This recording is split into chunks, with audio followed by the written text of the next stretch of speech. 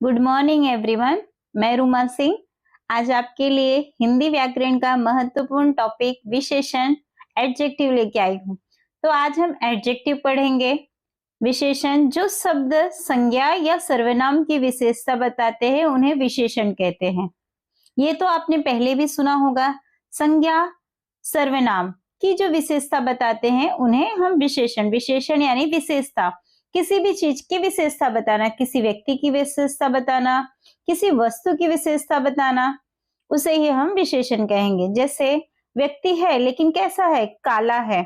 ये उसके दोष है, गुण है, गुण हो या दोष हो, वो सब हमारे विशेषता कहलाएंगे, विशेषण कहलाएंगे। जैसे कोई व्यक्ति काला है, काला उसकी विशेषता है। गोरा है, गोरा भी उसकी विशेषता है। कायर, वीर, बड़ा, छोटा, टेढ़ा, मेढ़ा, कुरूप, कुरूप यानी बदसूरत, बदसूरत है, ये भी एक विशेषण है। ईमानदार है, ये किसी व्यक्ति की विशेषता बताई जा रही है। किसी वस्तु की विशेषता बताई जा रही है। खट्टा है, मीठा है, कड़वा है। तो इसी प्रकार से आगे हम देखेंगे विशेषण के भेद। भेद यानी टाइप्स। विशेषण के मुख्यतः 4 भेद होते हैं। पहला है गुणवाचक विशेषण, जो किसी के गुण को बताए। गुण यानी किसी की क्वालिटी को बताए, उसे हम गुणवाचक विशेषण कहेंगे। संख्यावाचक विशेषण अर्थात संज्ञा की संख्या कितनी है। तो संख्यावाचक में भी 2 प्रकार होते हैं, निश्चित संख्यावाचक और अनिश्चित संख्यावाचक। तीसरा है परिमाणवाचक विशेषण। परिमाण यानी जिसे हम मापते और तौलते हैं, माप तौल करते हैं। परिमाण यानी मापना और तौलना। चौथा है सार्वनामिक विशेषण, अर्थात यहाँ पे विशेषण जो है सर्वनाम के रूप में प्रयोग किया जाता है। तो आगे हम देखेंगे। तो यहाँ पे हमने देखा विशेषण के 4 प्रकार होते हैं, गुणवाचक विशेषण, संख्यावाचक विशेषण, परिमाणवाचक विशेषण और सार्वनामिक विशेषण। तो आइए अब हम एक एक करके देखेंगे। सबसे पहले हम देखते हैं गुणवाचक विशेषण। वे विशेषण शब्द जो संज्ञा या सर्वनाम शब्द विशेष्य के गुण दोष, रूप रंग, आकार, स्वाद, दशा, अवस्था, स्थान आदि का बोध कराते हैं, वे गुणवाचक विशेषण कहलाते हैं। कहते हैं किसी व्यक्ति का गुण, गुण यानी कि वह अच्छा है, ईमानदार है, सरल स्वभाव का है, विनम्र प्रवृत्ति का है, बुद्धिमान है आदि, ये उसके गुण हो गए। दोष अर्थात वह बुरा है, क्रूर है, कठोर है, झूठा, घमंडी, बेईमान, पापी आदि इसके दोष होते हुए भी ये विशेषण कहलाएंगे और ये गुणवाचक विशेषण कहलाएंगे। रूप रंग अर्थात उसका रंग क्या है। कोई भी वस्तु है, उस वस्तु का रंग क्या है, लाल, पीला, नीला, कोई भी रंग का जो नाम होगा वह जो है रूप रंग। सुंदर है, ये रूप हो गया। रंग यानी कोई भी कलर जो है वो विशेषण के अंतर्गत आएगा। आगे हम देखेंगे आकार। किसी का आकार जब हम बताते हैं कि लड़का बड़ा है, छोटा है, लड़का लंबा है, ठीक है, उसका चेहरा गोलाकार है, तो जहां पे हम डिस्क्राइब करते हैं, संज्ञा के बारे में जानकारी देते हैं कि जो व्यक्ति है वह लंबा है, छोटा है, तो ये जो है उसके आकार के बारे में हम बताते हैं कि वो मोटा है, पतला है, ऊंचा है आदि, ये जो है गुणवाचक विशेषण के अंतर्गत आते हैं। स्वाद, किसी भी खाद्य पदार्थ का, व्यंजन का जब हम स्वाद बताते हैं कि वह खट्टा होता है स्वाद में, मीठा होता है, कड़वा होता है, सुगंधित, तो इस प्रकार से हम देखेंगे वह गुणवाचक विशेषण के अंतर्गत आएगा। किसी की दशा बताते हैं, जैसे कि वह व्यक्ति बहुत स्वस्थ है, वह व्यक्ति बहुत स्वस्थ है, कमजोर है, हल्का है, गरीब है, बूढ़ा, बहुत गरीब है, रोगी, भारी, सूखा, बूढ़ा आदि, ये शब्द जो है किसी की दशा बता रहे हैं। स्थान, कहाँ पे, किसी स्थान के बारे में बता रहे हैं। जैसे भारत तो संज्ञा है लेकिन भारतीय, ग्राम संज्ञा है लेकिन ग्रामीण, ये क्या हो गया, गुणवाचक विशेषण।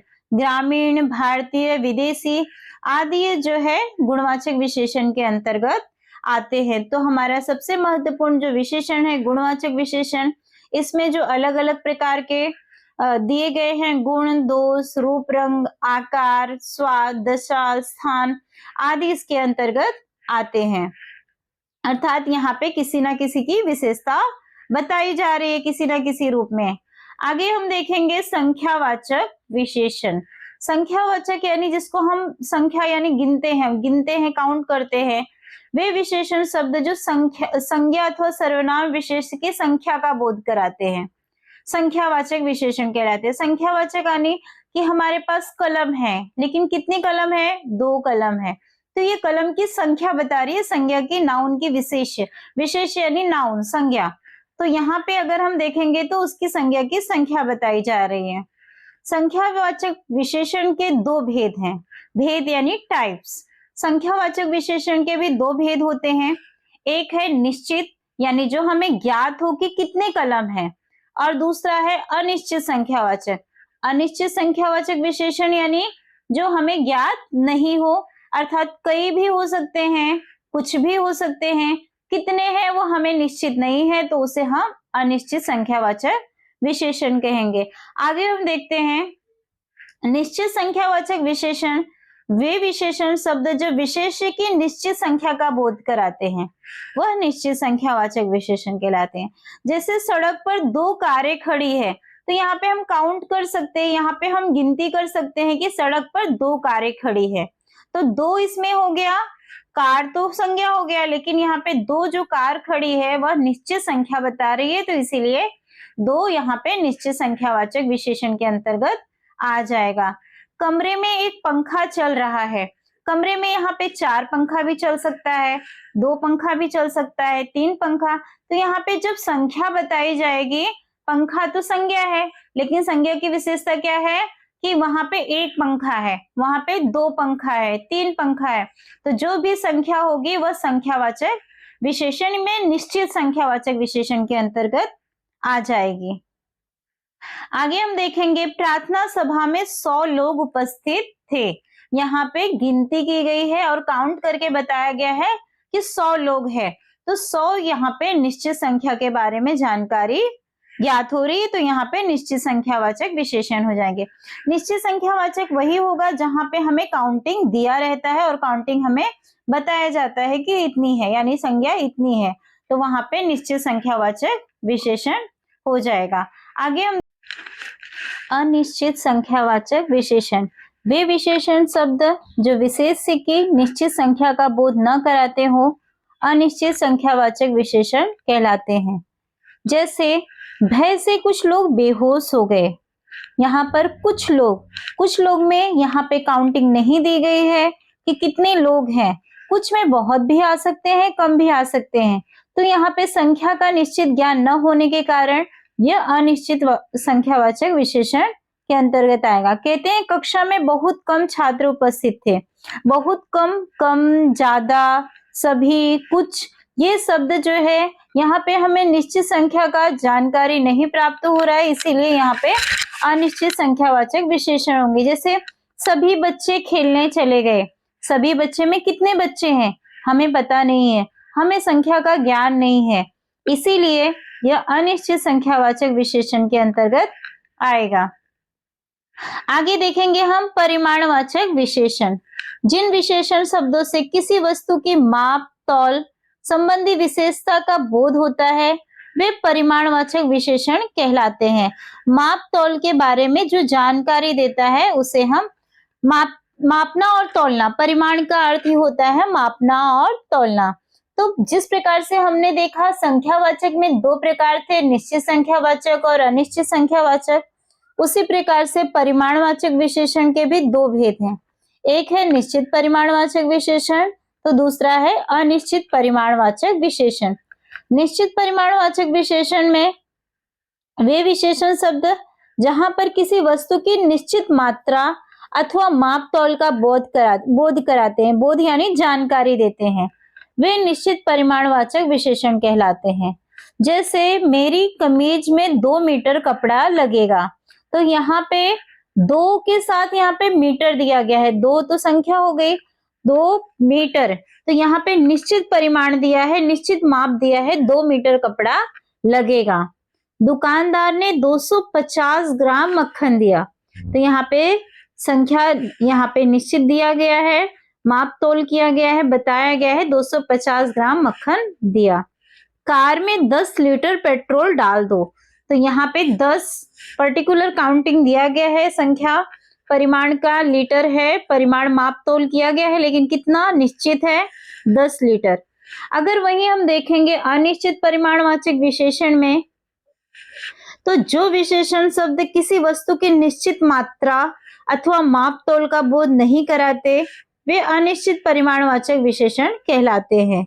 मुझे थोड़ा सा कपड़ा चाहिए, मुझे थोड़ा सा कपड़ा चाहिए। यहाँ पे संख्या नहीं दिया है कि मुझे 2 मीटर कपड़े चाहिए, 3 मीटर कपड़े चाहिए, 4 मीटर कपड़े चाहिए। यहाँ पे दिया गया है कि मुझे थोड़ा सा कपड़ा चाहिए। तो यहाँ पे कितना चाहिए, कितना मीटर चाहिए, ये नहीं दिया है, तो ये अनिश्चित परिमाणवाचक विशेषण है। आज मैं ज्यादा खाना खा लिया। यहाँ पर ज्यादा, कम, अधिक, जहां पे ऐसे संख्या का, ऐसे शब्दों का प्रयोग होगा वहां पे अनिश्चित परिमाणवाचक विशेषण होगा। जैसे आज मैंने 2 रोटी खाई, तो 2 यहाँ पे काउंटिंग है, परिमाण है, माप है, लेकिन अधिक भोजन संतोष के लिए अधिक भोजन रखना पड़ा, तो अधिक में कितना है वह हम माप नहीं सकते, तो वहां पे क्या है, परिमाणवाचक विशेषण है, अनिश्चित परिमाणवाचक विशेषण है। संख्यावाचक तथा परिमाणवाचक विशेषण में अंतर हम कैसे पहचानेंगे कि यह संख्यावाचक विशेषण है या परिमाणवाचक विशेषण है? तो आइए देखते हैं संख्यावाचक विशेषण कैसे पहचानेंगे। कुछ वस्तु अथवा व्यक्तियों के साथ जब संख्यावाची शब्दों का प्रयोग होता है तब वे संख्यावाचक विशेषण कहलाते हैं। जैसे किताबें, किताबें कितनी है, 2 किताबें हैं। खिलौने कितने हैं, 4 खिलौने हैं। गाड़ी कितनी है, 4 गाड़ी है। मोबाइल 1 है। ये हम गिन सकते हैं, काउंट कर सकते हैं, तो ये संख्यावाचक विशेषण में आएगा। लेकिन परिमाणवाचक के अंतर्गत जिसे गिना नहीं जा सकता, केवल मापा या तौला जा सकता है, उनके लिए प्रयुक्त होने वाले शब्द परिमाणवाचक विशेषण के अंतर्गत आते। जैसे कपड़ा, कपड़ा को हम मापते हैं 2 मीटर, 3 मीटर। पेट्रोल, पेट्रोल को हम लीटर से मापते हैं। तेल, लीटर से। घी आदि मापे जाते हैं, तौले जाते हैं। जिन्हें मापे और तौले जाते हैं तो उन्हें हम क्या कहेंगे, परिमाणवाचक विशेषण कहेंगे। ठीक है, तो आगे हम देखेंगे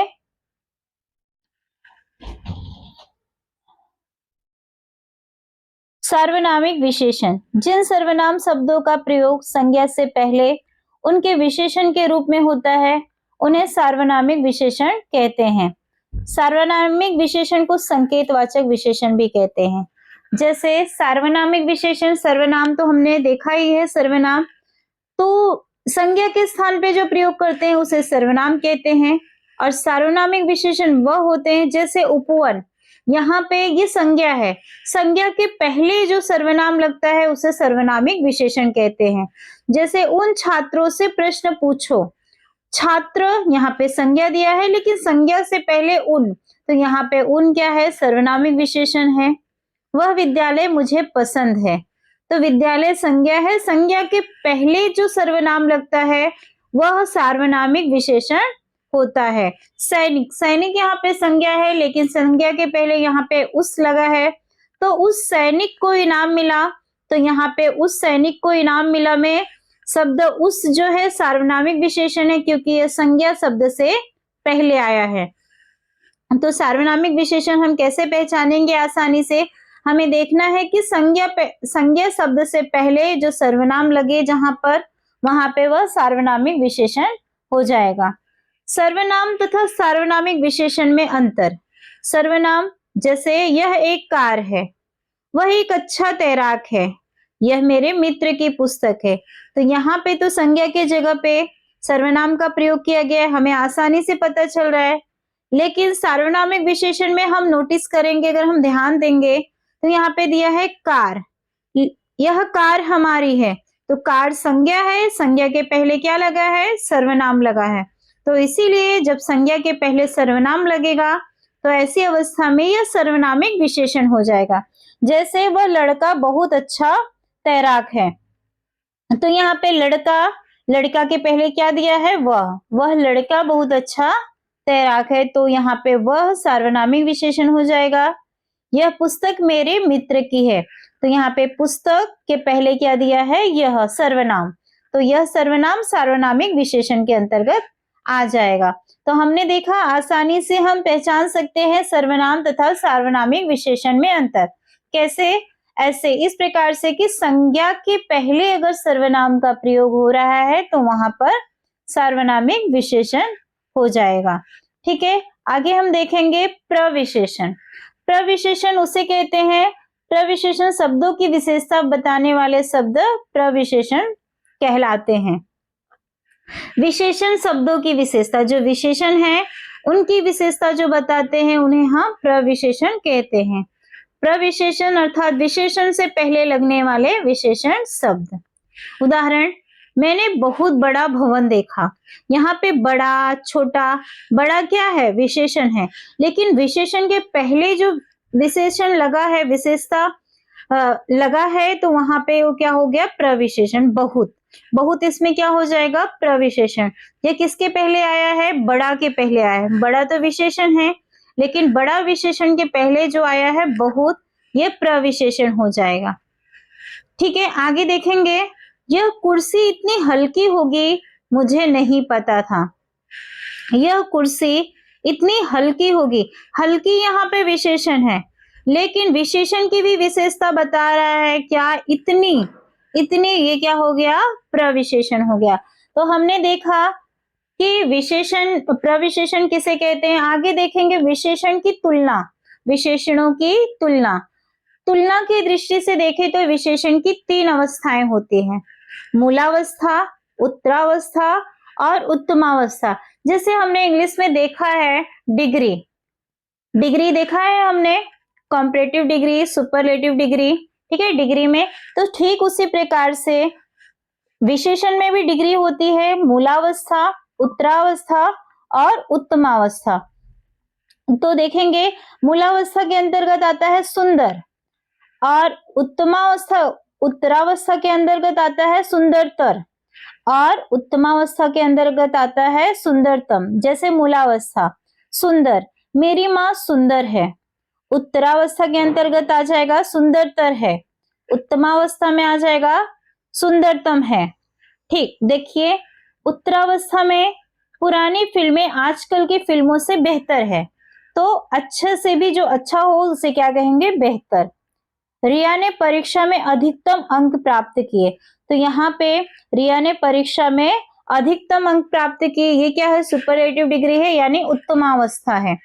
तो विशेषण की तुलना में अगर हम देखेंगे, विशेषण की 3 अवस्था होती है। एक होती है मूलावस्था, दूसरी होती है उत्तरावस्था और तीसरी होती है उत्तमावस्था। मूलावस्था में सुंदर, अधिक, श्रेष्ठ, उच्च, लघु आदि। वहीं अगर हम उत्तरावस्था में देखेंगे तो सुंदर का सुंदरतर, अधिक का अधिकतर, श्रेष्ठ का श्रेष्ठतर, उच्च का उच्चतर, इस प्रकार से उसकी अवस्थाएं जो है बांटी गई है। तो आज हमने देखा विशेषण। आशा है कि आपको विशेषण अच्छी तरह से समझ में आया होगा, विशेषण के प्रकार, उसके एग्जाम्पल। तो ठीक है, आगे हम मिलेंगे अगले वीडियो के साथ। धन्यवाद।